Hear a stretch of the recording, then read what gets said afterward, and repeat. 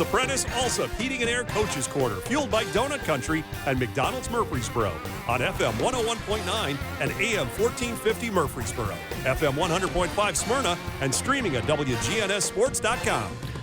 The Coaches Show is brought to you by Edward Jones Financial Advisor Lee Colvin, who will work with you to develop a complete, tailored strategy to help you achieve your financial goals. That's Edward Jones Financial Advisor Lee Colvin.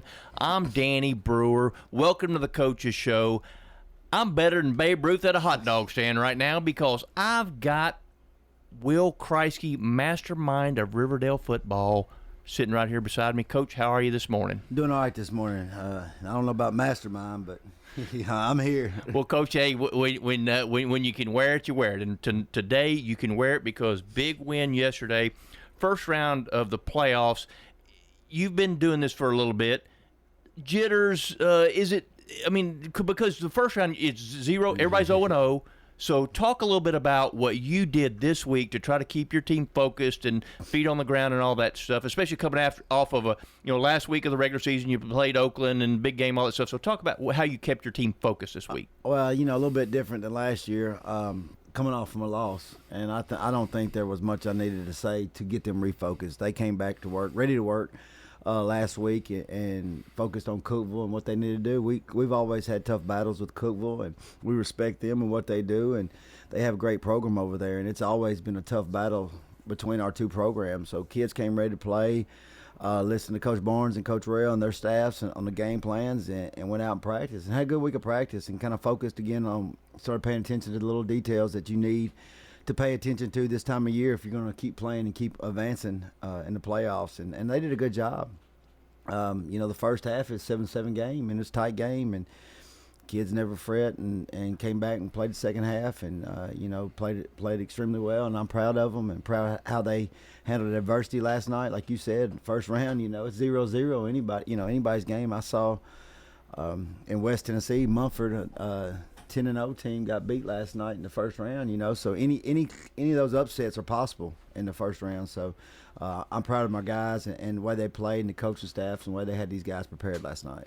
Because I know that oftentimes people put a little bit more emphasis on the playoffs. You've had a great regular season. You really did. Riverdale football played fantastic through 10 weeks. So because there's so much emphasis on the playoffs, there's a little bit extra butterflies, I guess, for you especially, because you go in and you want to, because you were the number 2 seed and you're supposed to win, and you did win. Exactly, and it is a little bit of added pressure, but you can't let the kids see that. The kids need to know, and the kids had to be confident. And they were ready to play, and they believe in themselves, and they believe in the coaching staffs. And there was part of it during the game when it was tight, and JoJo Smith said, "'Cause we good, we're gonna be all right." And that's what they did. And in the second half, he come back and patted me on the shoulder and said, "Well, I told you we'll be all right." But these kids and these seniors, it's a player-led team, and they do a great job leading each other, and they battle for each other and fight for each other, and they get along with each other, and it's been fun. They're a really fun group to be around and help prepare. And we got another tough week ahead of us, and but. Again, a second round of playoffs, 16 teams left in 6A, and I don't think there's any easy games out there. I think that you're absolutely right, Coach. Now, we would be remiss if we didn't talk about horse racing somehow in this. We're going to talk about a horse who's running today at Churchill Downs as Master of Foxhounds. All right, Uh-oh. Phil D'Amato trained. He's coming from the West Coast. The Master of Foxhounds was you last night. Your foxhound you turned loose was DJ Taylor. 17 rushes, I think 151 yards, 2 touchdowns. Because in the playoffs, running the football, of course, anytime running football is good, but in the playoffs especially, running the football is key. It is. It's really a big key. And he had 2 rushing touchdowns, and he also had a kickoff return for a touchdown, and he caught a touchdown pass. DJ was feeling a little sick yesterday morning, and I was stressed out. But I don't know if he's going to play like that. I hope he's sick next Friday.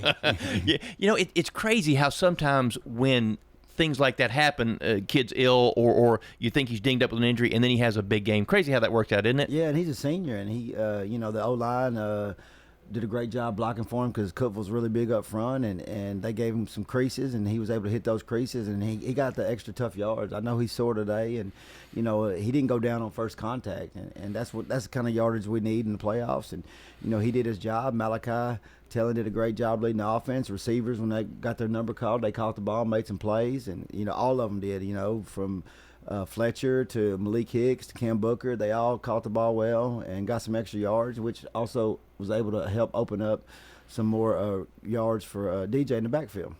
Those tough yards, like you said, that's what you look for because that can oftentimes set the tone for what you're going to do offensively. Yeah, and be able to move the chains. And last night was, there was times when they were playing, a little ball control in the first half, and they were getting 2 or 3 yards and 2 or 3 yards, and we played a lot of defense in the first half, a lot, and because we scored on our first offensive possession last night, and then went straight back to defense, and then they held us 3 and out. So I think the first half we didn't have but like 12 to 15 plays, and the rest were on defense. So our defensive guys were tired, but the offense picked it up in the second half and was able to balance it out and gave those defensive guys some rest. And the defensive guys finished the game off, and I'm extremely proud of how they played for 4 quarters. Cookville's quarterback is an unbelievable kid. He's a talented kid, and I was really impressed with him. But I mean, I knew what that quarterback could do because he played really hard last year against us. So let's talk a little bit about your quarterback. You mentioned him earlier, Malachi Talon, 9 for 15, 101 yards, touchdown, and he ran for a touchdown too. What he does for you offensively as far as just running the show, talk about that. Well, Malachi's he's calm. Nothing like really bothers him. And he just runs the offense. He doesn't do anything crazy or extraordinary. He just manages the offense, does what Coach Barnes tells him to do. Make sure the guys get the right spots, and when his number's called to throw the ball, he throws it to the guys, and his receivers catches it, and and he directs, get everybody lined up, and his just even keel demeanor kind of helps keep people stay calm. Well, it's essentially mistake-free football is what you're looking for him, right? Yeah, I mean, we go as our quarterback go on offense, and he did a good job last night leading them and keeping everybody under control and staying calm during adverse situations. So you mentioned your defense.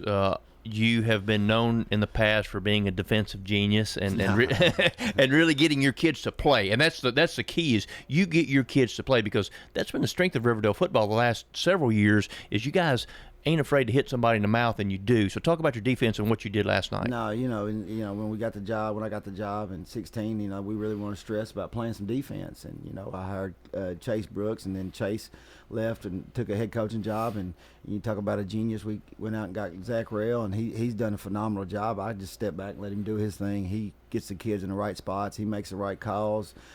He manages his defensive staff really well, and those kids play really, really hard. He always has 2 linebackers in the middle running the football, and he moves JoJo Smith around to where nobody, people can't pick up where he's coming from. And then, J.C. Haynes is coming off the edge, and those guys play really hard for him, and they love it. They want a goose egg. I know Cookville. We had to tell them Cookville's a good football team. And they were upset they gave up 14 points last night, but you love that mentality. I mean, Cookville was driving at the end of the game, and we had some backups in, and you could see the kids, the starters on the sideline cheering when we stopped them, and they didn't get in the end zone because they got inside the 10. And that's just the kind of pride the defense takes. They don't want anybody to score, and when you have that mentality of it doesn't matter who's in on the defensive side, you don't want them to score, and they're all cheering for each other to keep people out of the end zone, then you do have good results.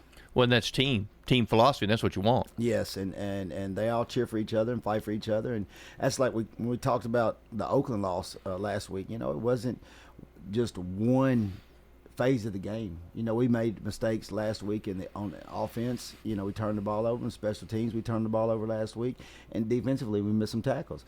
And so the team took ownership in that loss, and they went back to work and fixed it last week. So this week, Blackman comes to town. Huge inter-county rival.